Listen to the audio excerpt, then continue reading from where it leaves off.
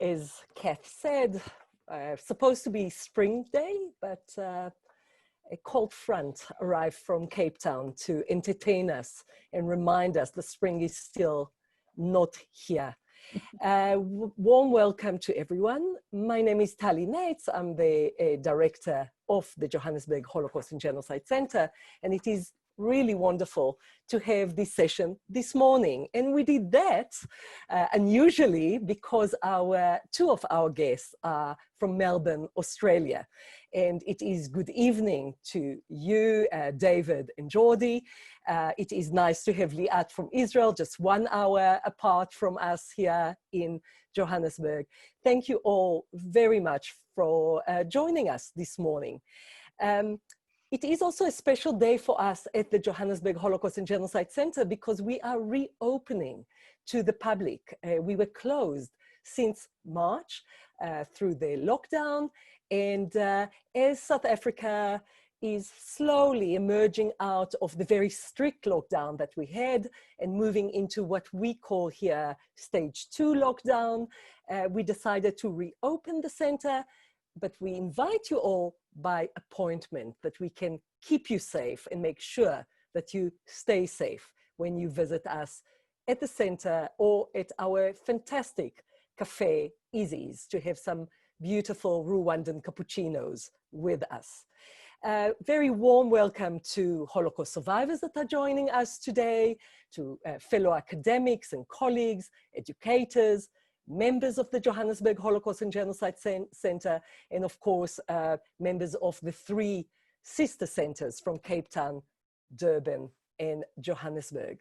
A special welcome to Dr. David Slucki, to Dr. Liat Steir-Livny, and to Dr. Jordy Silverstein joining us today. The topic, humor in the Holocaust. Looking at the role that humor can and does play in how we talk about and remember the Holocaust, the Shoah. A new book that came out.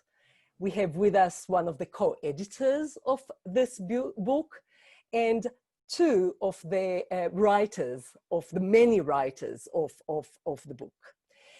When we think about humor in the Holocaust, my mind goes back as a daughter of survivors to one of the first times that I visited Poland. I think it was the late 1998, 97. With me was a survivor living in Israel, Paula Sasvine. She survived the camp where my father was, Plaszów, near Krakow. And we're standing there in the site of Plaszów, and next to the memorials, and Paula is sharing some of her memories from the camp, and she starts with a joke. She starts by telling us about carrying stones. She worked in the quarry for a time and carrying the stones in Plaszów, together with a woman that were sort of pulling the carts with the stones, the heavy stones. And she was telling us how they called themselves their Einsteins because they were carrying 1 stone. And she was laughing there in the camp. And it threw me back to the role of humor during that time, but how many years later, 60 years later, 50 years later, still that humor allowed Paula to tell that story in that painful place of the camp. So we look very much forward to learn more about humor in the Holocaust, or laughter after the Holocaust, from our panel today. And let me introduce you to the members of the panels. And the way we will do it is that each one of them, starting with the co-editor, Dr. David Slucki, will speak a little bit about their contribution and their ideas, and then they will have a conversation about it, and then a conversation with all of us, with questions and answers and some reflections from you. So let me start by introducing David Slucki, the co-editor of the book. He's an author and historian based in Melbourne. Australia. He's the Loti Smorgon Associate Professor in Contemporary Jewish Life and Culture at Monash University. From 2013 to 2019, he was an assistant professor in Jewish studies at the College of Charleston. He writes about Holocaust survivors, Jews in the post-war world, and Jewish comedy. He's currently collaborating with Jordy Silverstein on a project investigating gender in Jewish community organizations in Melbourne, as well as the response of Melbourne Jews to the COVID-19 pandemic. And David is joining us from Melbourne, still in lockdown today. Next, let me introduce to you a fellow Melbourneian, Dr. Jordy Silverstein, who is a historian based in Melbourne and a granddaughter of Holocaust survivors.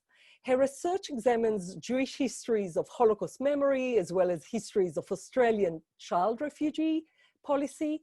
She is the author of Anxious Histories, narrating the Holocaust in Jewish communities at the beginning of the 21st century. And she is the co-editor of In the Shadows of Memory, the Holocaust in the Third Generation. She's also co-editor of the forthcoming Refugee Journeys, History of Resettlement, Representation, and Resistance. That is, I'm looking very much forward to read that book, and hopefully it will come up this year or next year. And last but not least, and as I said to Dr. Liat Steir-Livny, I feel as if I know her because I followed her around. Lately, she was busy in many, many fantastic panels that are available online. One of them is the commemoration of the Lodz Ghetto, the 76th commemoration. Really recommend to watch that one. It's on Facebook. Dr. Liat Steir-Livny is an assistant professor in the Department of Cultural Studies at Sapir College and at the Open University of Israel. Her interdisciplinary research focuses on the changing commemoration of the Holocaust in Israel from the 1940s until the present. It combines Holocaust studies, memory studies, cultural studies, trauma studies, and film studies. She has authored numerous articles and 5 books. The latest is Remaking Holocaust Memory, came out in 2019, analyzes documentary cinema by third-generation survivors in Israel. Steir-Livny is the recipient of the 2019 Young Scholar Award, given jointly by the Association for Israel Studies and the Israel Institute. And she is a third-generation survivor. The floor is yours, and David, I believe you will start. Thank you so much, Tali, and thank you so much for having us. And I'm very excited to be, joined by Liat and Jordy, who we've been having this conversation for several years, and Jordy and I particularly have been collaborators and friends for well over a decade now. So it's very exciting that we can still continue this. And I just want to also acknowledge that I am coming here and sitting here on the land of the Bunwarang people of the Kulin Nations, the traditional owners of the land, which has not been ceded. And I pay my respects to their elders past and present. So just to kick off, we thought I would give a bit of an overview of the book and where it came from, this idea. So, this kind of question about humour and the Holocaust in terms of scholarly discussions has been kind of growing over the last particularly decade, and maybe even a little bit longer. And, there's a kind of scattering of scholars working on it. And about 4 years ago at a conference at Brandeis University, at a coffee break with 2 colleagues, Dr. Avinoam Putt and Dr. Gabriel Finder, we had done a panel session on humour and the Holocaust. And there were a couple of other people at that conference, which was about the comedian Lenny Bruce, who had also sort of touched on the subject. And we thought this would probably make a pretty good book. And none of us thought we were really equipped to write it on our own because it was such a big, vast subject. And, our interests were a bit more narrow. So we started to have a few conversations with people at the conference and decided there's a book in this. So we invited really, in some ways, an eclectic group of scholars from around the world working on different places and different kinds of media. So what's really, I think, amazing about this book is the way that it takes you back to the Soviet Union in 1943 and the Yiddish songs that people sung, you know, to sort of cope with their situation, all the way through to almost the present day with social media. And Liat will talk about her chapter on Holocaust jokes on Twitter, and really any kind of representation in between. There's chapters on film, novels, cabaret, TV shows, jokes told among Jews.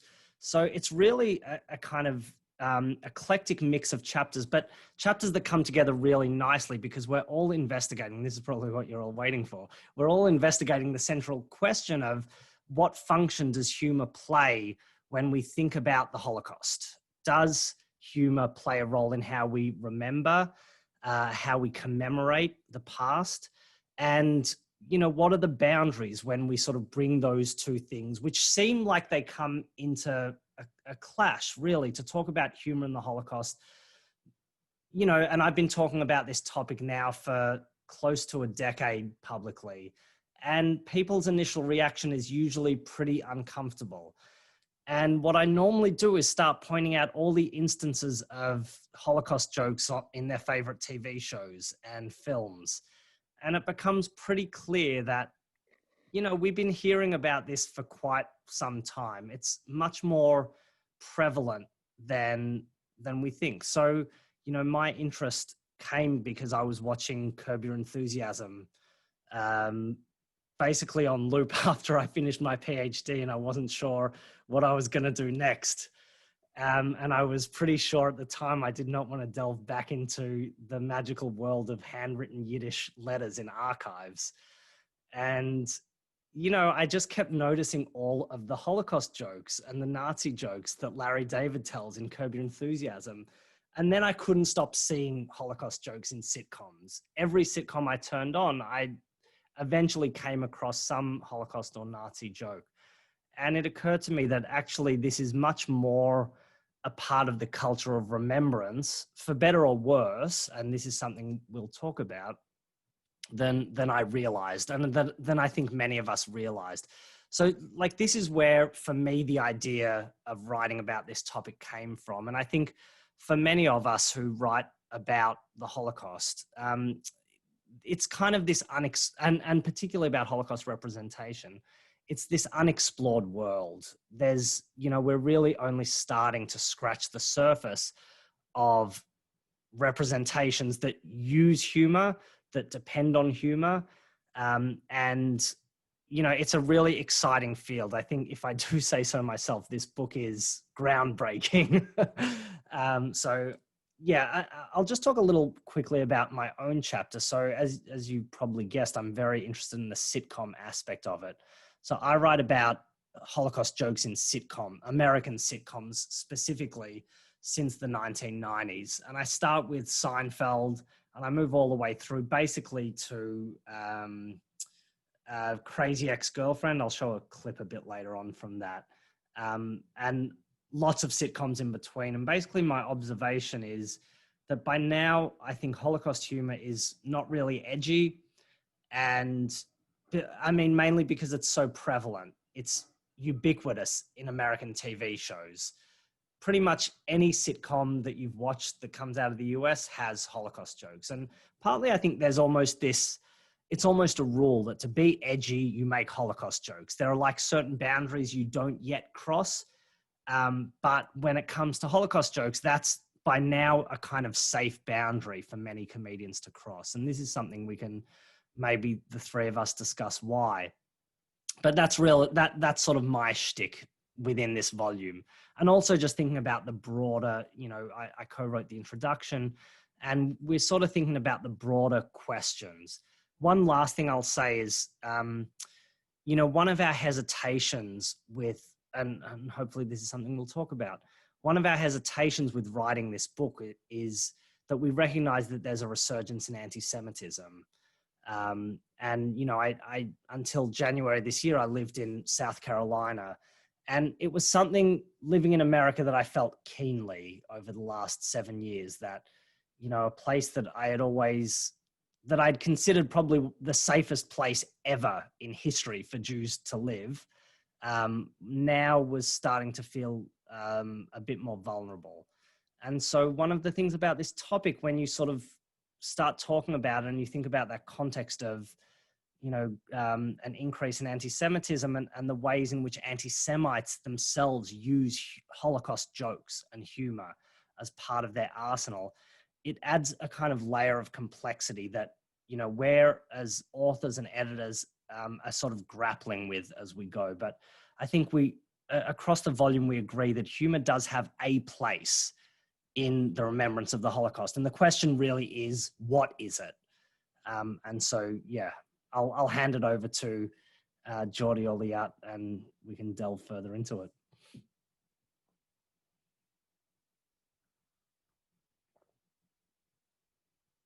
I'm going to nominate Jordy because I can see you first. Okay, sorry, I couldn't see.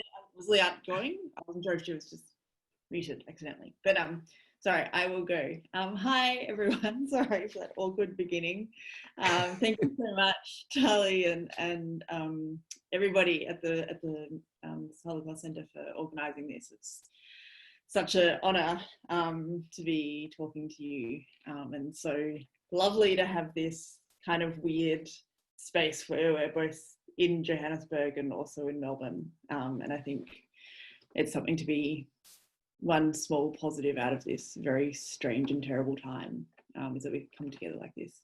I also want to begin by acknowledging that I'm on the land of the Wurundjeri people of the Kulin Nation, and to pay my respects to elders past and present, to acknowledge that sovereignty has never been ceded, and also to acknowledge that colonisation continues. And I don't know if people are familiar with this practice that people in Australia have of acknowledging whose land we're on, but this is a thing that we try to do, those of us who are settlers in Australia, is to always remember whose land we're on, and to remember that this is unceded land, that it's Aboriginal land, and that colonisation continues. And, you know, there's so many ways in which that shows itself, and I think particularly as descendants of Holocaust survivors, and as we, you know, talk about the Holocaust, it's so important for us to remember that our relatives were part of this genocide. Genocide continues here too. Deaths in custody continue. There's, you know, trials at the moment going on over deaths in custody, particularly it's one in the Northern Territory, some procedural matter happening at the moment. And so we need to remember that, I think, and remember that we're part of these many different histories and memories, and that affects what we say in our cultures and all that sort of thing. So that's a bit of an explainer as to why we say whose land we're on, to keep that at the forefront of our memory.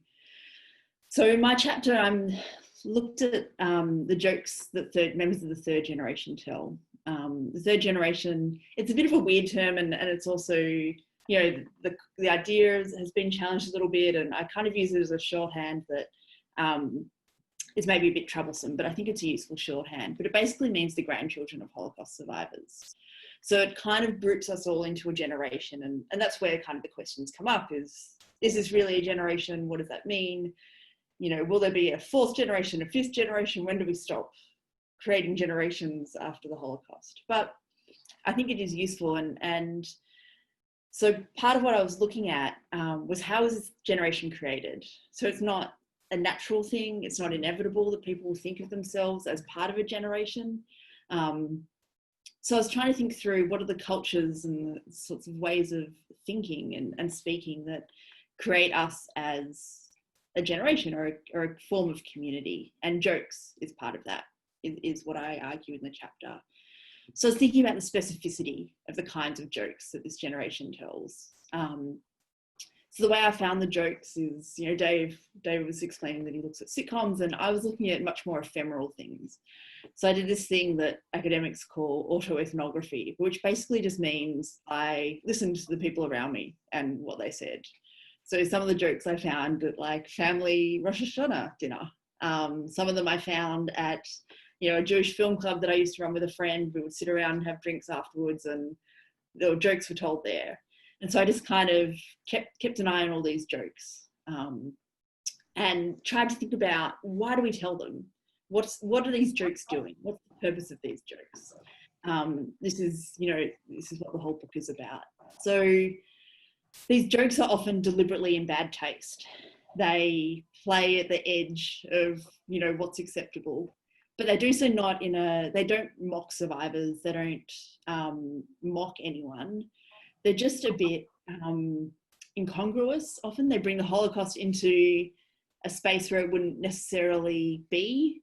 So, the joke from the Rosh Hashanah table, that one cousin said, I saw a great movie recently. Another cousin said, Schindler's List. It's just this memory of Holocaust. And what it kind of points to, I came to realize, was the way that the Holocaust is just always at the tip of memory. It's a constant presence. And it's not that it's a memory of a particular thing that happened in the Holocaust, but it's a memory of the Holocaust as an aspect of our lives, as an aspect of our families' lives, and as an aspect of our heritage, but also of the place that that holds within ourselves, in the present. So jokes are kind of this weird thing where, when you laugh, something exceeds your body. It's kind of literally excessive to the body. And in that way, I thought it kind of replicates the trauma of the Holocaust. This trauma is excessive. The Holocaust is awful beyond words. And in that way, there's something kind of, it can't be pinned down. That's not an original point. That's, a widely established point, and it's something Primo Levi talks about. It's something that many survivors talked about. Is that it can't be encapsulated in words, but that we need to make some kind of memory of it. So I think that the joking in this way and the incongruity of it, the bad tasteness of it, it kind of mirrors that excessive trauma. I hope that makes sense. I'm happy to clarify that further, but or you can read the chapter. But that's kind of what I was thinking, understanding these jokes as, and that they're what Marion Hirsch calls a form of post-memory. So it's a way of creating an ethical relationship to the past. It's a way of remembering in the present in order to do some work with that memory, in order to keep that memory alive, in order to shape ourselves and shape our communities. So it's, I guess, I'll wrap it up there, but I guess this is kind of the point of what I'm saying, is that these are one-liners, these are offhand jokes in order to keep the memory alive, in order to kind of testify to the deep feeling and the deep loss that is remembered in so many different ways. And to remember that, there is this very long aftermath of the Holocaust. It does continue to have effects through the many generations, and to try to bring that into, or not try to, but it brings that into daily life and experience. So I might leave it at that and hand over to Liat. Okay, thank you very much. So David and Jordy mentioned the Holocaust humor is such a complex and delicate subject.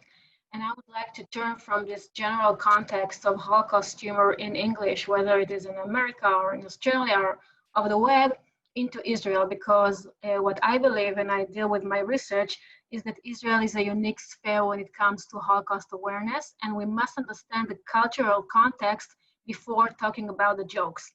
So just briefly, for those of you who are not Israeli, you just mentioned how chilly it is in Johannesburg. We're in the middle of a heat wave here, so have fun with your chilliness, first of all. And second, when we talk about Holocaust awareness in Israel, you must realize the following things. First of all, we learn about the Holocaust since kindergarten. I know it sounds unreal, but it is. There is a educational program for children in the kindergarten to know about the Holocaust. May I remind you that in Israel on Holocaust and Remembrance Day, there is a siren when everybody has to stand at attention, also kindergarten children, and they ask questions, and therefore they've developed educational program for children in kindergartens. Then we continue to learn about it in elementary school, middle school and high school. In high school, tens of thousands of pupils go to Poland to tour the former concentration camps and ghettos, and then we move on to learn about it during our IDF service. Now, our collective memory agents, our politicians, our writers, our intellectual, research show that everyone in the media field, in the cultural field, in the public sphere, all commemorate the Holocaust as if it is part of the present day. It's not something that happened 70 years ago in another time, but it is an integral part of the Israeli sphere. And when we talk about it, we must remember that in Israel, not like any other places, there is constant vigilance and anxiety because of the problematic security situation. When we move from war to war, from intifada to intifada, from missiles to missiles, where balloons, fire balloons fly above our heads daily, there is constant anxiety, and our politicians know how to politicize these fears even more. So there is this constant fear of a second Holocaust. Now, for example, in 2015, there was an unbelievable statistics that 43% of Israelis believe that there can't be another Holocaust now from the Palestinians. These are 43% of Israelis in 2015, not so long ago. This is how far we are sunk within the trauma. Israel is a post-traumatic society which lives the Holocaust as a daily event. And I just want to show you, I took a copy of it for you just so you can understand what I'm talking about. Just a minute, let me share my presentation. Okay, so this is our daily paper from every regular day. I took it from 2 weeks ago, something like that, August. This is Yediot Achronot, the centerfold. An ordinary day that it has nothing to do with Holocaust Remembrance Day or any specific memorial. And here in the centerfold of this mainstream Israeli papers, you see 3 articles. The first one, the big one, talks about a pilot who's a 3rd generation who flew over Dachau to commemorate his grandfather who survived Dachau. On the other side, you can see an anti-Semitic attack on the heart of Berlin, and the person who was attacked talks about this attack, and the small piece talks about the daughter of the former mayor of Lvov, who says the Jews carry diseases and illnesses. So you can understand this is not what I would call a normal society which treats the Holocaust as something that happened in the past. This is an integral part of the present. And within this world, I would like to turn to my chapter and explain a bit for a few minutes about Anne Frank humor. This is what I've discussed in my chapter.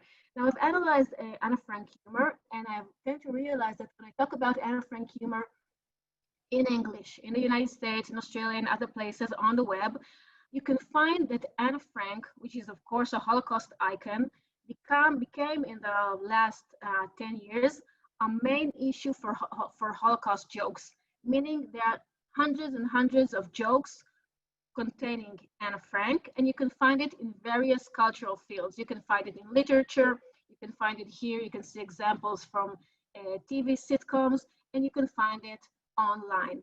You can see this meme, for example. There are hundreds and hundreds of Anne Frank memes online.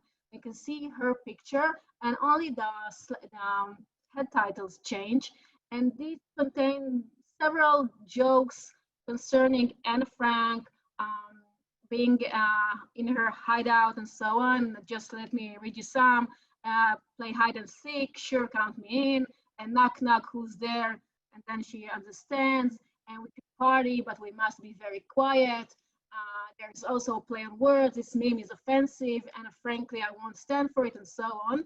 And of course, the constant, the current, coronavirus and countdown and lockdown, they all call for Anne Frank jokes, and now the joke's on us, because here she says, day 42 on lockdown and crying. That's so damn cute. She's laughing on us because we're complaining that we have to be only 40 days in quarantine, and she, of course, stayed in her hideout for 2 years. And I must say that these are the mellow memes that I found. There are much harsher ones in very, very bad taste. which are borderline anti-Semitic and maybe even more than borderline. But then I turned to analyze Anne Frank humor in Hebrew. And I found out that in Israel, because Holocaust awareness is so intense, we move much far beyond just deconstructing the myth. Because what I showed you earlier is deconstructing the myth. She's a Holocaust icon. We want to be edgy, as David said, so let's deconstruct the myth. But in Israel, it goes much, much deeper.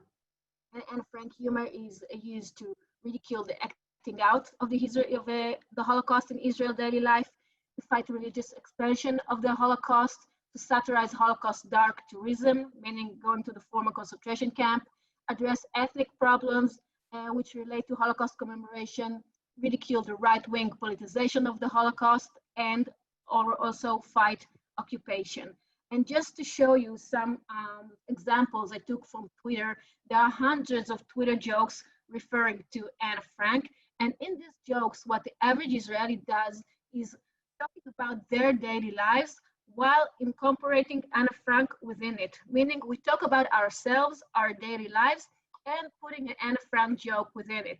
And you can see here, I'm in a family gathering, the levels of anxiety I experienced resemble the moment Anne Frank was captured, or Anne Frank was 13 when she wrote an entire book. I'm 26 years old and I've already spilled 2 cups of coffee on myself. And of course, what relates to this time of year, desperate moms, if I'd write a diary about my mental states 2 weeks before the summer vacation is over, it would be sadder than the Anne Frank diary. Okay, these are examples of what's happening in Israel. And by doing that, we are fighting consciously and unconsciously the acting out of the memory in Israel. Because what we do is we don't deconstruct the myth, we fight the fear factor. Because if Anne Frank becomes so familiar, like a friend of ours, which we relate to when we talk about ourselves, then it's not so frightening anymore. Then this constant threat of a second Holocaust that might attack us in any moment is much, much less frightening than what we see here.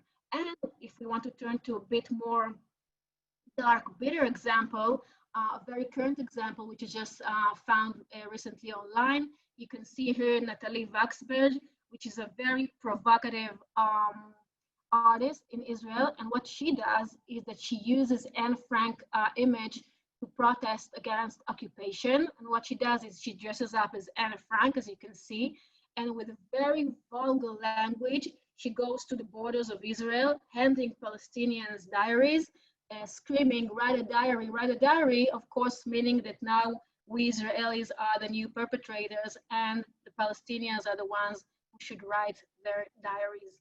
So these are the kind of examples you can find in Israeli humor. Again, much nuanced, much deeper than just deconstructing a myth. That's it for now. So maybe I'll kick off our conversation and ask you both, Liat and Jordy, what's your boundary? Is there a boundary or is everything on the table? First of all, sadly, I don't think anyone asks me. So I sometimes find very, very bad taste jokes online. And since you talked about it, let me just show you a couple of examples I have here, just a minute, which is, in my opinion, very, very bad taste. And again, I can't do anything about it. It's just simply there.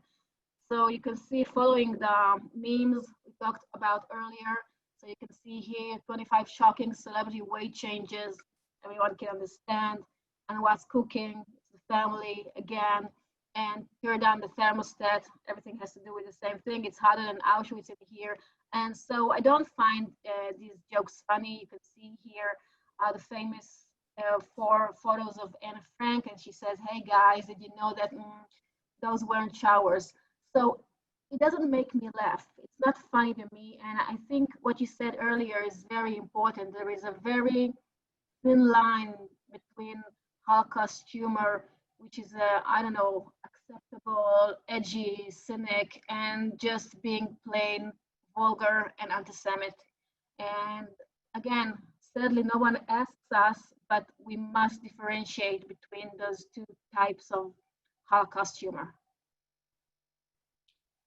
Yeah, I think it's about what's the point of the joke and who's the joke, where the laughter comes from. I think there's, and whether the point is to remember and keep Holocaust in our memories, or whether the point is erasure and forgetting or denial. So I think, you know, jokes, neo-Nazi jokes about the Holocaust are obviously, you know, they're obviously not acceptable. I think, you know, it's not, for me, it's not a question of offense. I don't think that's the right category for me personally. But I think, yeah, I think it's about where's the joke, what is the joke? Who is the joke in the joke? What's like, who's the punchline? And so often, I mean, not so often, but yeah, it's, you know, are the victims or the survivors the joke? And if they're the joke, then no, that's not acceptable. But I mean, yeah, I mean, yes, no one, yeah. Can I add just one more thing? I can understand scholars who claim that Holocaust humor is a dangerous path that can trivialize the Holocaust, and I can completely understand it when it comes to Holocaust humor in various languages which are not Hebrew.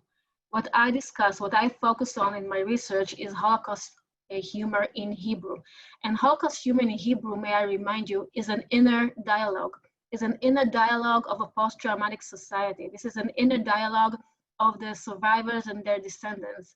And this is, again, a completely different arena, which must be separated from the general arena, because who understands Hebrew, you know? And talking about it in Hebrew, laughing about it in Hebrew, it's like a support group of post-traumatic people and their descendants, and this is completely different than talking about it in other languages in which one can find anti-Semites and Holocaust deniers and so on. There I can understand the danger. In Israel, in my opinion, Holocaust humor has a very important, legitimate characters of a very important defense mechanism. Self-deprecating humor and Black humor are known since Freud days to be very, very important defense mechanism. And for some people who adore humor and Black humor, these are really necessary ways to build this emotional wall between themselves and the trauma. And I've heard not one, not two, second generation and third generation people who talk about the way humor kept their head above water. Otherwise, they would have sunk in depression, thinking about what their parents went through, what their grandparents went through. So humor is not for everyone. Black humor is for sure not for everyone. But there are some people that for them, this is life-saving. I mean, I agree with you that it serves this like very important purpose in a post-traumatic society, but I think it serves the same function for descendants of survivors, for Jews in other countries. I think you're right that the language aspect complicates it in English, or, you know, in our, like in the book, we have scholars who look at material in Yiddish, which is also a kind of code language, but also material in German, in Russian. Oh, actually, no one writes about in Russian specifically, but in other in Spanish as well, in Latin America. And, you know, I think it is important to recognize that for, you know, descendants of survivors, for Jews in other countries, they're also, you know, dealing with the trauma, and often the humor is about that. Like, one of the things that I write about in my work is that what a lot of the comics are doing in sitcoms is they're critiquing Holocaust memorial culture. You know, humor comes to be a way that they actually criticize the ways in which the Holocaust is remembered, that it's sort of put in this very narrow box and you're only allowed to remember a certain way, and anything else is deemed beyond the pale or even anti-Semitic. And so I think it's still, even though we need to be like cognizant of the fact, you're right, like anti-Semites see it, Holocaust deniers see it, but it still serves, I think, a really valuable function in terms of as Jordy says, like keeping that sort of flame alive somehow. But also as a means to like think more critically about how to remember the Holocaust. I just want to add one other thing, because you both reminded me of this Joan Rivers joke that is, I'm not sure how I feel about it. And I'm very like on the board. This is probably where my boundary is. Joan Rivers, the late comedian Joan Rivers, tells this joke. You know, her shtick was that she would like watch a red carpet of like the Oscars or the Emmys or something, and she'd like basically shit can everyone that was walking on the red carpet and make fun of their dress, and usually very off color. And this one year, it was sometime in the 2000s, Heidi Klum, the German supermodel, was walking the red carpet, and Joan Rivers goes, and I hope I don't screw this up, she says, "I haven't seen a German that hot since Auschwitz," or something like that, or since they were pushing Jews into the ovens, or it was something like that. It was like very crude, very off color, and she got pilloried for it. Like Abe Foxman from the Anti-Defamation League came out and said it, you know, it was just a shocking joke. And she, you know, she like doubled down, and she said, like, this is how I keep the memory alive. Like I tell jokes, and that's my way of remembering the Holocaust. And, you know, part of me says that's a really weak ass excuse for a joke that clearly like runs across most people's lines. And at the same time, it's kind of, you know, there's something that I can identify with about that, you know, humor does serve this kind of, I actually thought about it because of one of those memes, Liat, that you showed. And I don't remember exactly what it was. It was something about how hot it was. That's what made me think of the Joan Rivers thing. One thing that a lot of comics say is, like comedians say, you can make a joke about anything, but the worse the subject, the higher the stakes. In other words, you know, if it's about the Holocaust, or if it's about rape, or if it's about slavery, it's got to be much funnier. Like, it's got to be funny. That's the litmus test. And if it's not funny, go ahead, Jordy, sorry. That's the problem with that joke, is that it actually isn't like, it doesn't work as a joke. Like, it doesn't, the bits don't fit together right.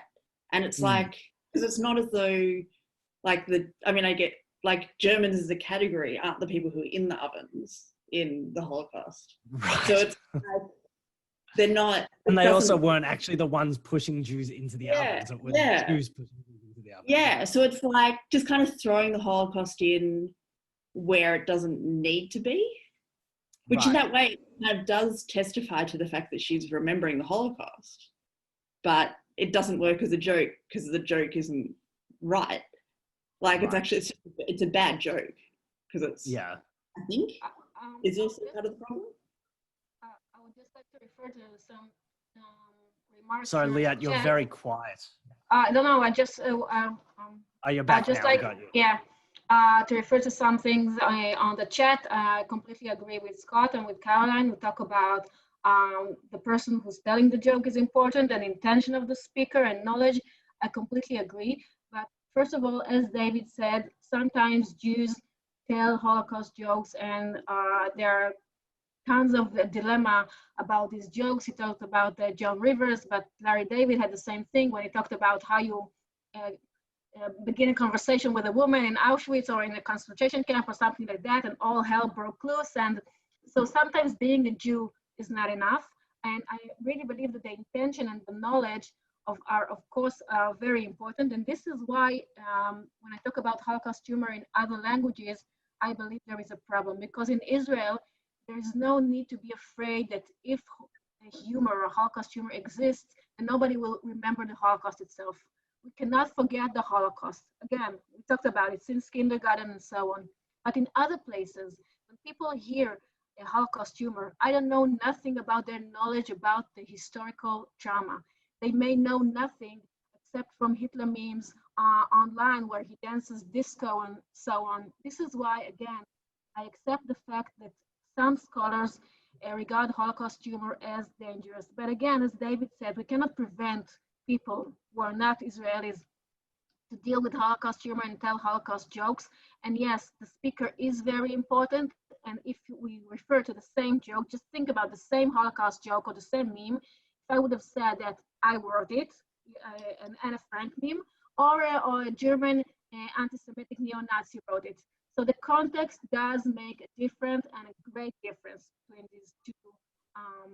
But I think that raises a really examples. Sorry. Yeah. I mean, that's kind of interesting because, I mean, Israel didn't treat survivors particularly well, right? When survivors first arrived, and there's still remaining survivors quite largely in poverty, and that's quite well known that Israel as a country didn't treat survivors that well. And it's not as though all Israelis are descendants of Holocaust survivors, right? Many come from entirely different contexts. Plus, I mean, you know, I have heard some Israelis tell some Holocaust jokes where the victims were very much the butt of the joke.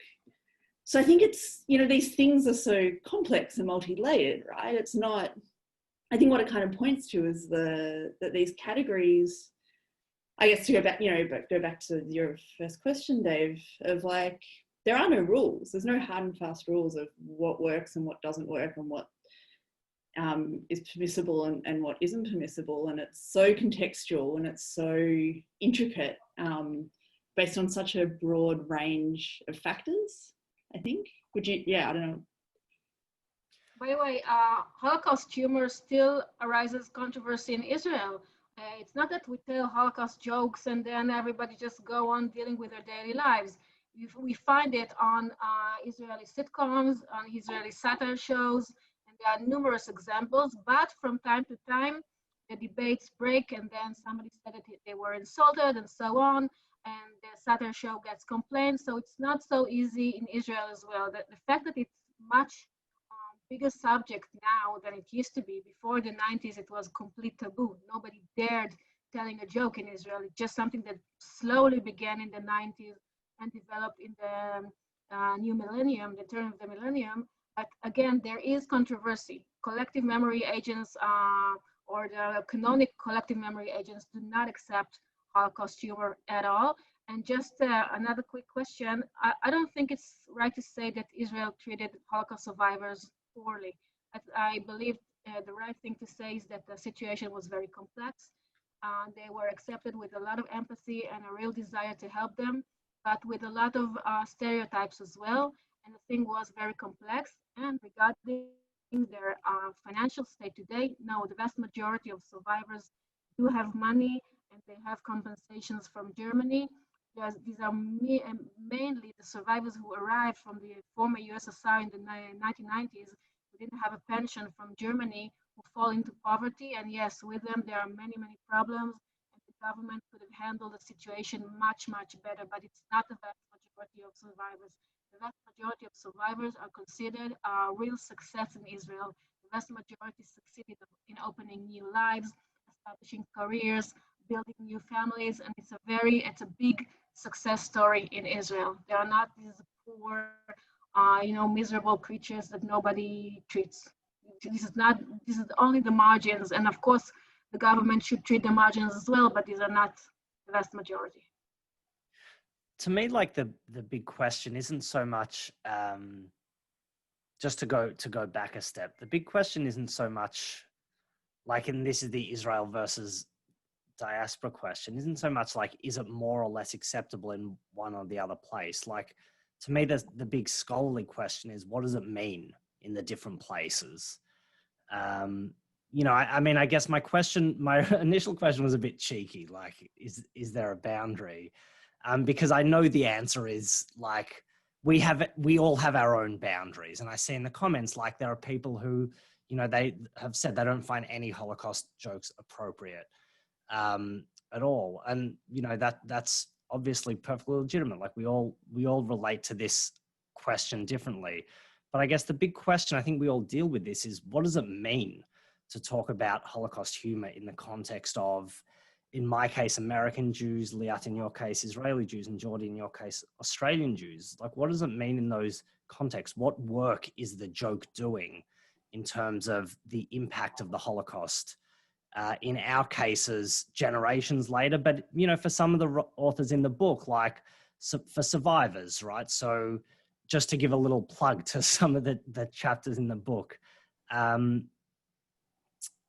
Mark Kaplan writes an article on the jokes that survivors told immediately after the war. So there was a book of jokes specifically published, I think off the top of my head, it was in the DP camps even, or this film that was made in Poland in 1948 by the Yiddish comedians Jigan and Schumacher called not mehr kommen on. Unsere Kinder. Unsere Kinder, thank you very much.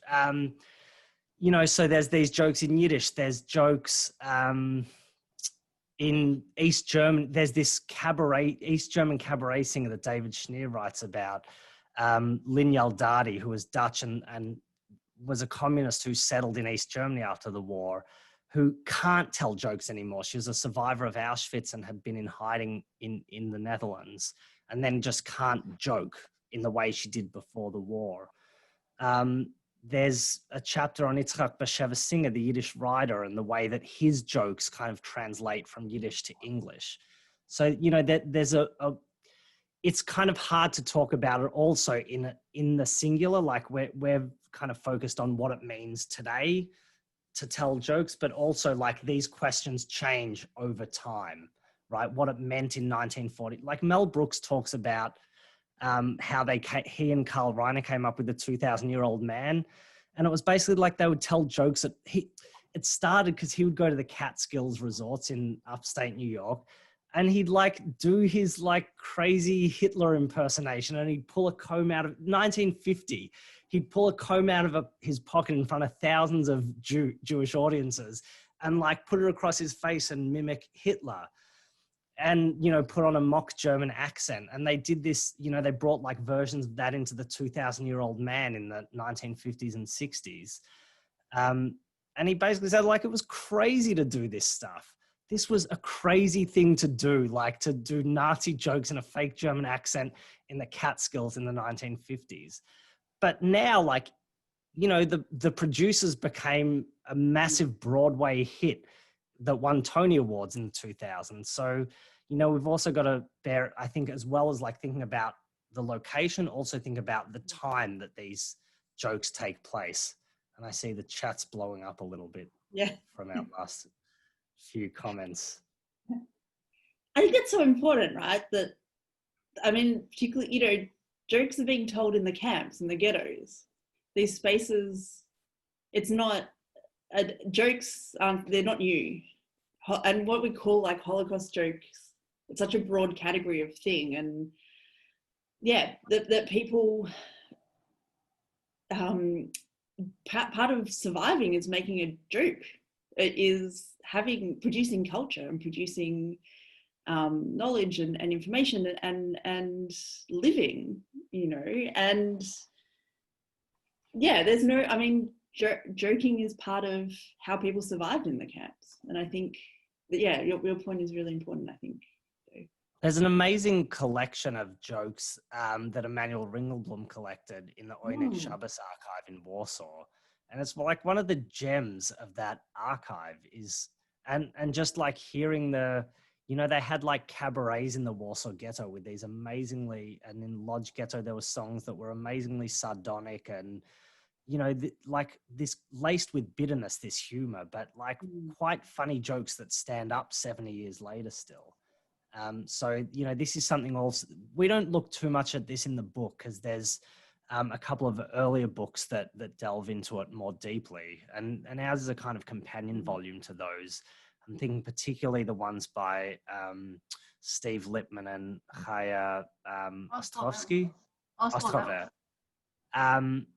And so, you know, if you want like compendiums of jokes from the wartime, like there's two books that, you know, really give a good insight into that. But I think the fact that like humor exists, humor's out in the world. People tell jokes. It's a very human thing to laugh.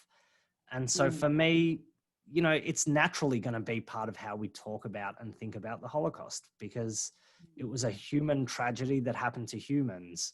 And laughing is one of the ways we get through our days and get through the world. And, you know, what I always say to my students is, like, I would rather laugh than bloody cry all the time. So there's something... When I look at the Israelis and the way that they portray themselves and their daily lives through Anne Frank jokes or other jokes, I believe this is a success of memory, because these jokes, the way they portray their daily lives through Holocaust jokes, just show how integral the Holocaust is in their identity. They choose to talk about their daily lives, their mundane things through the Holocaust. This is the success of memory. More than 70 years after the Holocaust, the new generation, the younger people don't forget. They simply use another method to remember, or a different path to remember, but it's still there. Otherwise, they wouldn't have used it. So I believe using it and even performing it on a daily life is much better than not talking about it at all, putting it on a pedestal and just remembering it one day a year. I think, you know, there's a comment from Cindy Moritz in the chat of humour can sometimes be incredibly sad. It's not always the same as a joke or telling a joke. And I think that's really important if you think about the broad functions of humour, that their point isn't necessarily that laughter has many different functions, and it's not, you know, always hysterical roll on the floor, you know, that's so funny. It can be a form of mourning. You know, humour is a form of mourning and a form of marking the loss. It's not about making fun of, necessarily. I think that's really important. I think the other thing as well, you know, I have so much respect, you know, there's people in the chat who are really uncomfortable with this humour, are really, you know, not happy with it at all. And I think, you know, that's important. And I think, you know, for me, you know, my purpose isn't to say, you all must find these jokes funny, or you almost find these jokes acceptable. And I think that's a marker of the fact that we're all, you know, in culture and in the world and in politics and history, and that our families and what we know will affect how we relate to different things. And if your way of remembering the Holocaust doesn't involve this, that's okay. We're not here to preach to you that you must find these jokes funny or acceptable. We're saying that these jokes happen, and they do happen, right? There's a whole book that shows that these jokes happen. So why do they happen, and why are they useful for some people? If they're not useful for you, why are they useful for other people? What are other people understanding out of them and getting out of them? And why do other people make these jokes, I guess, is the question. Can I just say the only jokes that I insist people laugh at and find funny are the ones that I tell. And if they don't, then there's a problem. And my students have learned this. Fair enough. There is another topic that we must address, is that Holocaust humor is a very, very broad field, and Holocaust humor incorporates humor about Nazis, humor about other perpetrators, humor about bystanders, humor about the victims. These are not the same thing. Is humor about the Nazis and humor about the victim the same thing? I wouldn't think so. Do you think it could arise the same controversy if we do a skit in one of the Israeli satire shows that mocks Nazis, and we do a skit that mocks victims? Do you think we're going to get the same responses? No. So we must remember that this is a very broad field and has many sub-chapters within it, which arises various kinds of controversy, if any.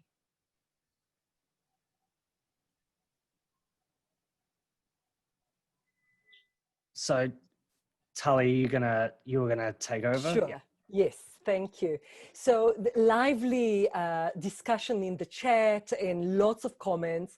And what we thought we would do, and that's great, because none of us read the book. It did not arrive in South Africa yet, but it's opening certainly a topic of, as you said, accompanying topic to the two books that came out about humor during the Holocaust. Humor as a form of resistance. Humor as a form of coping with the unimaginable and so on. And what you are doing most of the time is looking at humor after the Holocaust and laughter after the Holocaust. That is the first of its kind book that, you know, opened that door. So what I thought we would do is Catherine is going to help us to look at some of the questions. She will pose it to you. You can take it on, and also some of the comments, and maybe we combine some of the comments and ask you to reflect on that. So Kath, if you can start to start us off. Oh, great. Okay, I thought I'd start with a comment or a question by Lynn Birkenstock, who says, I'm curious about the culturally universe application of this conversation. While the Holocaust was a very unique atrocity, I have noticed that many groups of various demographics telling self-depreciating jokes or using self-descriptive language that would be inappropriate when used by folks not from those particular groups. And so she's asking what your thoughts on that particular comment would be. Totally. I mean, Freud already said in 1905 that Jews are the most self-deprecating people in the world. And so, like in that context, and this might actually tie into one of the earlier comments, in that context, it's not that surprising that humor becomes a way that Jews talk about and think about the Holocaust. And by the way, Jews are not the only self-deprecating people. Like, you know, it's almost a cliche now to say that they are, but you know, like there's amazing ethnographic work into like Scottish self-deprecating jokes, for example, and I think probably every culture has its version of that. So I think that's a really good point. Like there is something universal about laughter and humor as a way of coping with difficult situations and difficult memories. And certainly the Holocaust is not the only genocide that has jokes. Like I had a student years ago who had come from Cambodia, and she said, like, on Cambodian TV, they have Cambodian genocide jokes. So yeah, we're certainly not alone, and for a variety of reasons, though, like of all the sort of major tragedies that are out there in the world, the Holocaust probably occupies sort of the biggest place in terms of joke telling. And time is part of that. I think the time that has passed is a part of that. Mm. It makes me think too of, I don't know if people have seen Hannah Gadsby's first Netflix special, and if you haven't, it's worth checking out. It was made quite the splash. Hannah Gadsby is an Australian comedian, where she takes apart the self-deprecating humour that she has used in the past and kind of made her career out of around homophobic violence and homophobia, and deconstructs why that kind of humour, how it works, and it's sort of this masterclass in how you put that humour together and what the role of that kind of joke is to kind of relieve some of the tension in the room and make everybody kind of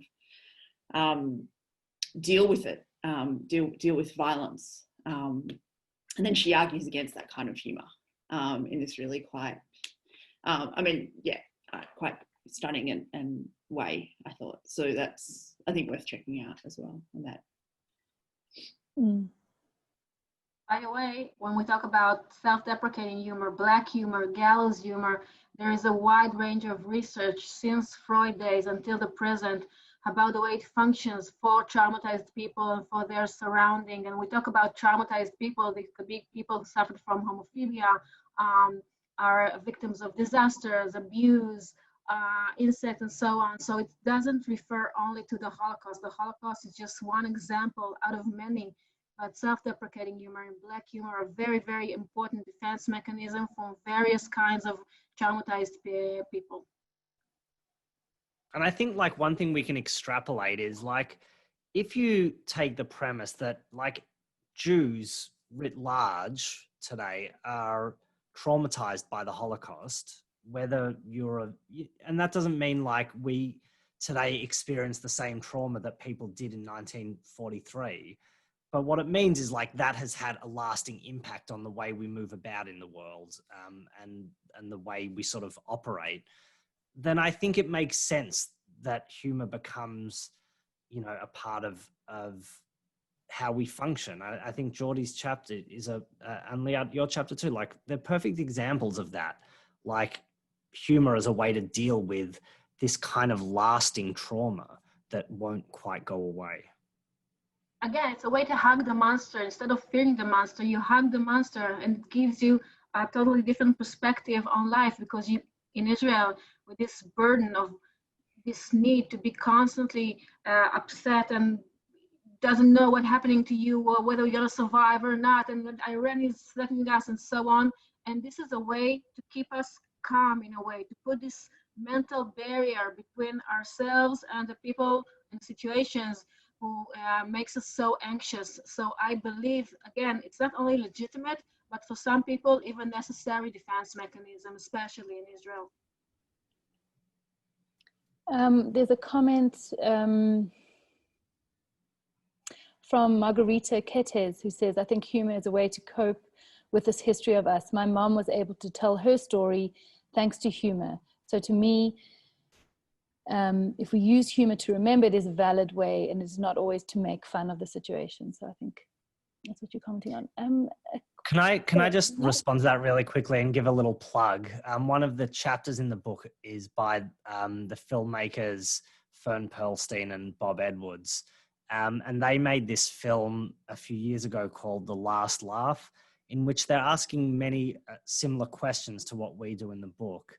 And, you know, so they look at and they talk to a bunch of these stand-up comedians and TV producers that we write about, but they actually like sit with Sarah Silverman and Mel Brooks and Carl Reiner. I mean, it's amazing.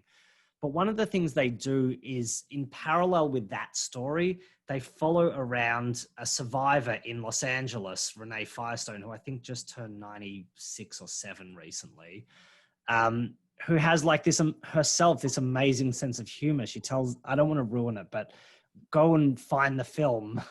I don't know if it's available in South Africa or not. She tells this story about when she was before Mengele. I will tell it. It's much funnier when she tells it, but just in case you can't watch it. That will have to laugh, David, so... Yeah. She's before Mengele, and, you know, he's like inspecting her, you know, to decide which way she'll go. And, you know, he looks inside her mouth and inspects and finds like something wrong with her teeth or something, and goes, if you survive this war, you need to get that checked out. And she goes, I just thought that was so absurd. You know, like he's deciding whether or not I'm going to go to the gas chambers, and he's telling me I need to get my teeth fixed, or, you know, whatever the ailment was. And, you know, like she doesn't find, like, Fern shows her watching Sarah Silverman, and she doesn't find Sarah Silverman's jokes funny. It doesn't resonate. But like it shows that, and she's juxtaposed with this other survivor who just doesn't find humor in anything. And it's this amazing way to like look at these two parallel reactions to that experience of surviving Auschwitz, and how like one survivor who had you know, just came out with this extraordinary like lightness and sense of humor, and another who just was so burdened by her experience that she couldn't find pleasure in anything, let alone laughter. So yeah, I just wanted to also give a plug for The Last Laugh. Can I comment on Margarita as well? Because just a little bit of self-promoting. Another example, this is my book about Holocaust humor in contemporary Israel. It's titled, Is It Okay to Laugh About It? And it discusses Holocaust humor since the 90s until the present. And in this book, Margarita, there is a chapter in which I discuss a film titled Pizza in Auschwitz. And this is an Israeli documentary which follows Holocaust survivor Danny Hanoch, who was a magnificent person, charismatic, young, and amazing person. And his way of keeping his head above water all these years was humor, black humor, self-deprecating humor. And in a way, he transferred it to his kids, to the second generation, who use the same defense mechanism. And this is a very interesting, funny, sad, you laugh, you cry film about the way humor is used by the survivor himself to save his soul. in not so many words, simply to save his soul, and his children do the same. So if you're interested, maybe you can find some extras online or some scenes online. This is a very, very interesting film. Somebody else mentioned. I will just quickly add, Liat's book is wonderful, and I'm sorry, Liat, I didn't give it a plug earlier, but you should go find it because it's amazing too. Maybe we can request from the panel lists of recommended reading and recommended viewing. I think that would be something that people might be interested to follow up on. Somebody's mentioned in the chat the movie The Life is Beautiful, and is asking, because I know that is quite a controversial movie, and how close was that to the boundary? It worked internationally and I found it wonderfully funny, but it debunks the idea that jokes are specific to certain areas. I don't know if you have any comments about that particular movie. I have lots of thoughts about Life is Beautiful. I think it's really complicated. I'm kind of ambivalent about it, actually. Like, a lot of historians really hate Life is Beautiful, like in a visceral way. I had a colleague once who just, whenever it would come up, because I would show it to my classes, and he would always just say, I effing hate Life is Beautiful, like, and really get angry about it.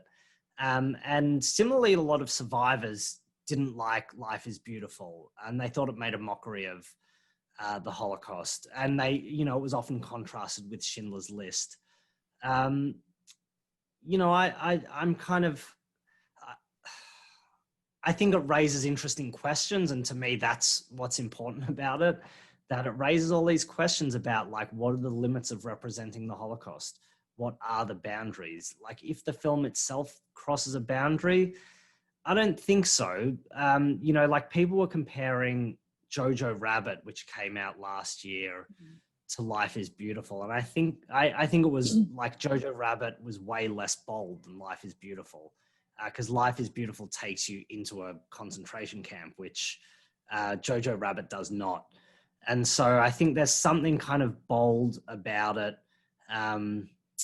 Yeah, but I'm not in one of those camps that, like, thinks it's a masterpiece or hates it. I think it's a really interesting piece of art that gets us thinking about these questions. And just one final thing, like, one of the reasons we thought it was timely to write the book is, like, or to edit the book, is when we started putting it together, it was 20 years since Life is Beautiful. And we thought it was like, and there was quite a lot of scholarship on it in the immediate aftermath. Like, the few years after, there was, like, quite a vigorous critical debate. And, you know, it seemed like a good time to take stock and see where we're at now, like, what's changed because of Life is Beautiful. And I think, at least in the West, a lot has changed because of Life is Beautiful. Like, that's opened up different possibilities for how to represent the Holocaust, for better or worse. I agree with David. I just think that it is a very problematic film, and I think it touches on one of the topics I've referred to earlier, as to people who have no knowledge about the Holocaust, and then they go and watch this film. So, okay, the Holocaust is a little bit of racism, a person dies at the end. Not so terrible as people say. Okay, so people were in a camp, they left, they hit the kid, and so on. So I think, again, the context is extremely important. And if we show this film within a classroom, and then we talk about the Holocaust and about what the film represents and doesn't represent, it's completely different than just pushing play on the button, just seeing the film and thinking, oh, so now I understand what the Holocaust is. So without any, I would say, additional context, it is kind of a problematic film, in my opinion. Thank you. I wanted to a slightly different question on a slightly different topic. Mervyn Davowitz has asked, Holocaust was preceded by many, many generations of anti-Jewish genocides and pogroms. Wonder about the archetypal nature of these events and links to how anti-Semitism was dealt with in the dozens of Yiddish theaters and vaudeville shows in pre-war Warsaw and other Jewish comedians and theater groupings. Any research into this, to the linkage into this? I mean, one book I can recommend is by Eddie Portnoy, who's a scholar of Yiddish literature and history. He's based at the YIVO Institute for now I'm forgetting, Jewish research, I guess, in New York. He wrote a book called Bad Rabbi, in which he looks at Yiddish newspapers in Warsaw and New York in between the 1870s and 1930s. And, you know, one of the things, apart from like wacky stories about like the 600-pound Jewish wrestler Blimp Levy, or, you know, like apart from the sort of fantastical stories, he's also looking at the way in which they're sort of like using, you know, partly humor to sort of offset the trauma of anti-Semitism in that context. So that's like a nice little, a nice book to touch on those themes. I would like to add another book, and it's by a researcher named Aryeh Sover, and he wrote a recent book about Jewish humor. He also wrote about it in one of the encyclopedias, and he talks about Jewish humor centuries ago. He talks about self-deprecating humor and black humor, about pogroms and so on, much earlier to the Holocaust. And this humor deals with anti-Semitism, it deals with the pogroms and so on, and it existed much, much longer before the Holocaust. So self-deprecating and black humor, of course, in the Jewish context, didn't begin with the Holocaust. It began much earlier. And in his book, you can find many examples. And like, if you want to read the master of this like approach of, in Yiddish, it's called Lachen durch Tränen, laughter through tears, go read Shalom Aleichem. You know, he really sets the scene for how to write about things like pogroms and sort of draw out the human aspect using humor. Okay, so a comment from Lynn Birkenstock, who just says, I think the conversations like these are so very important because they make us question our own perspectives. And we should always question and reevaluate. It can help us grow, and it can help us find bonding grounds with anybody who is or thinks differently from us. So thank you so much for the conversation we've had so far. And as you've seen in the chat, the variety of responses to the topic that you're bringing us today, and even to the particular examples that you've spoken about today. Are there any other questions that people have that I might have missed? Some of the comments have been referred to. Let's see. There was a question. Ronnie. Yeah. Ronnie. Ronnie's question. Silberman. No, Ronnie Michela-Really. I'll just jump in. Yes. Sorry, I had load shedding. That's our humor to say that the government is taking electricity from us, but suddenly I had no electricity for 10 minutes, so just note. Ronnie Michela-Really is asking Liat, don't you think that Holocaust humor is actually a critical reaction to the excessive politicization of the Holocaust and its memory by Israeli politicians? So maybe just to reflect on Holocaust humor and politics in Israel. Yeah, of course. Holocaust humor in Israel, and as I've said, and I also showed you what Natalie Sapir is doing earlier, in my opinion, has several main categories. First of all, it's a defense mechanism against the acting out of the Holocaust in Israel. Second, it's a way to criticize Holocaust commemoration in Israel, and there is a lot to be said about Holocaust commemoration in Israel. There are many, many problems, and satire in Israel addresses this topic. And of course, because this is Israel, and because we look at everything through Holocaust glasses, it is an excellent way to challenge other topics, socio-political, cultural topics, and the politicization of the Holocaust is, of course, one aspect. And again, you can find an entire chapter about this topic in my book. There are numerous examples of the way comedians and satirists use Holocaust humor in order to fight the politicization, the excess politicization of the Holocaust in Israel, and mainly our Prime Minister, who just goes on and on and on about the Holocaust in every occasion possible. And again, you can find in my book numerous examples of this aspect, yes. Okay, we have a question from Adam Mendelson. Can you talk a little about the reception of the book? Have there been patterns in how different groups have responded? Anything surprising? Anything you would have done differently in retrospect? Interesting question. Thank you, Adam, for the question, and I look forward to coming and getting to sit and watch Australia play South Africa with you one day when this is all over. We've been plotting it for years. It's in some ways it's like a little bit early in terms of the reception. I mean, in general, when we do these talks and events, we've had pretty robust conversations, and you know, there's always a mixture of people who are more or less comfortable with the topic. You know, in terms of like critical reactions, you know, we had a couple of nice reviews. You know, if Adam, if you want to review it, let me know. I'll have them send you a copy and give you the number of the New York Times editor.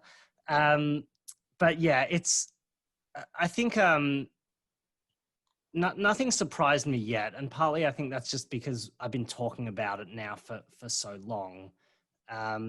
That, you know, but for us, by the time the book came out, and particularly for my co-editors and I, Avi and Gabi, like we had been doing panels on it for years already. So I think we'd kind of like prepared the ground a little bit for it. One of the, for people out there who don't know about like with academic publishing, like you send the manuscript to the publisher and they send it out to reviewers to decide whether or not it should be recommended for publication. And one of the reviewers was very, firstly, the press told us they had a bit of trouble because a couple of people I asked didn't want to review it even because they thought it was too difficult to touch. And another reviewer who really liked it and thought it was groundbreaking also and thought we did it, like we as editors and the authors all did a good job in dealing with the topic sensitively, right? He said he read it and didn't laugh once, which I guess is a pretty good review for a book like this. I'm not sure. But yeah, was kind of concerned about what the reaction might be like. But to me, like one of our arguments, I think, is that it's more, Holocaust humor is more prevalent than you think. And once you start realizing like all the examples out there, whether it's Seinfeld or Curb or Jojo Rabbit or, you know, like Sex and the City or Friends or The Nanny. I've been watching The Nanny recently and there are Nazi jokes in The Nanny, which I didn't remember. It's more or less prevalent. So, you know, I don't think there's anything we would have done differently in retrospect. We would like to have had, I mean, I think there are still gaps to fill in the future. Like one thing I would love to see is some scholarship on Holocaust humor in Poland. We had a chapter on Germany, and I would like to have, I don't know anyone who works on it, and I don't know if it exists, but that would be Poland and, you know, more like on the former Soviet bloc.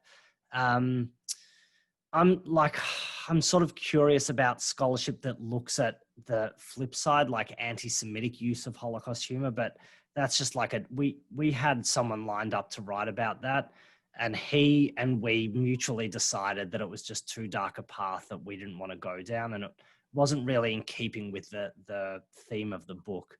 But I think like that's an interesting area for research, is like, what does the use of humor by perpetrators tell us about the rise of fascism, the propensity for genocide and things like that? So yeah, I don't know if we do things differently, but certainly I think there's areas that I'd be interested, that I hope this opens avenues for. And I'll see you at New Orleans, Adam.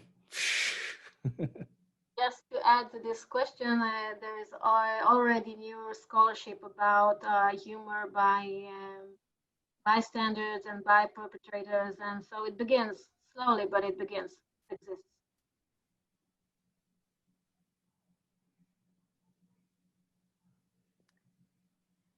Okay, if we've got time for the last two questions, and they're asking about different aspects of humor. So Scott Burnett asks, he wondered what the scholars think about Michael Billig's account of disciplinary function of humor. And then Caroline has asked about the humor and healing, and how jokes as a coping mechanism for Jews in context of immense suffering. So those are two functions of humor, just to end off this conversation. Did you say the disciplinary function? That's what, that's what the question says. Okay. The disciplinary function of humor. Maybe Scott can explain more, if he would like to unmute himself.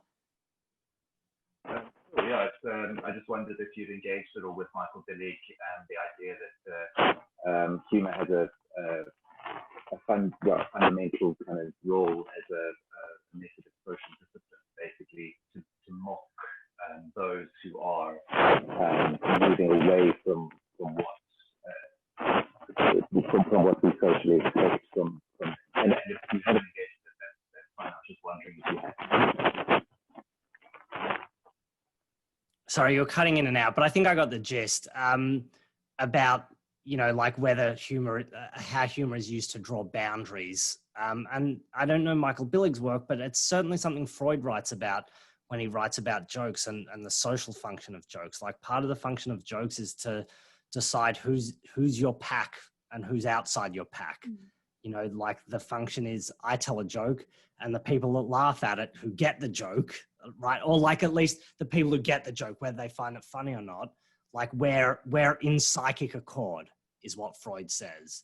And the subject of the joke, if it's a tendentious or aggressive joke, is outside the group. So like humor is very much about drawing boundaries between in and out groups. And again, like it has more benign ways it works, but also more aggressive, sort of frightening ways it can work. Yeah, in my chapter and in my work, I think a bit related to this, using Sarah Ahmed's work on emotions and emotions as a social mechanism that we bond to each other through, that emotions do work, that they're not just natural things that happen, that we bond to each other through a sharing emotions. So finding something sad or funny or, you know, being happy together, that these forms of emotion, that emotions are sticky. And so humor in this way is sticky. It sticks together people. So in that way, yeah, it does have that disciplining function of keeping people together and keeping people outside, depending on how you relate to that joke. So it's a system of relationship. Yeah. But yet again, it is another way of blurring boundaries. I'm just writing about one of the most famous satirical shows in Israel. It's a Wonderful Country. It's a show that goes on for 17 years. It's the most Israeli show ever, and so on. And the chief editor of this show, Muli Segev, says that many of this is a very left-wing satire show where the right wing is criticized very harshly. And Muli Segev, the chief editor, said that many of the viewers of It's a Wonderful Country are right-wingers who can look at the show, who can laugh at the jokes, and it opens some kind of a debate between left-wing and right-wing. So humor is another way of not only creating boundaries and explaining which group do you belong in, but also maybe blurring boundaries and opening a path for discussion between two opposite groups. This was a kind of debate about the Alec Baldwin impersonation of Donald Trump in the lead up to the 2016 election, that like people who, and the function of satire generally, like satire can be read from both directions, like both by the people it's intending to criticize, but also by the butt of the joke who don't see it as satirical as well. So like, you know, Stephen Colbert was read by liberals in America as criticizing Fox News, but then like Fox News viewers saw Stephen Colbert as like making fun of liberals. So yeah, this is, I don't maybe bringing together or blurring the boundaries. I don't know if I would characterize it that way, but yeah. No, believe me that the right wingers watching It's a Wonderful Country know they are laughed at. Believe me, right. It's very obvious. You can't miss it. You really can't miss it. But I think, yeah, in terms of the other question you raised with Caroline, was it, of, yeah, humour as a coping mechanism and as a way of dealing. And I think very much so, very much this is what it's about. It's another tool in the sort of storytelling toolkit, in the way of making sense of what's happened. It's another way of talking about it, and talking about it is, of course, useful and healing. And so I think very much it comes from that sort of healing and caretaking ethos. So I think we are closing on 90 minutes, and this was really, really thought-provoking and interesting morning for us, afternoon, evening for you. And as you will see in the chat, are really thanking you. And I will use Linda Arrington words, saying a real controversial topic on the one hand, but I think these type of webinars are very interesting and really, really necessary.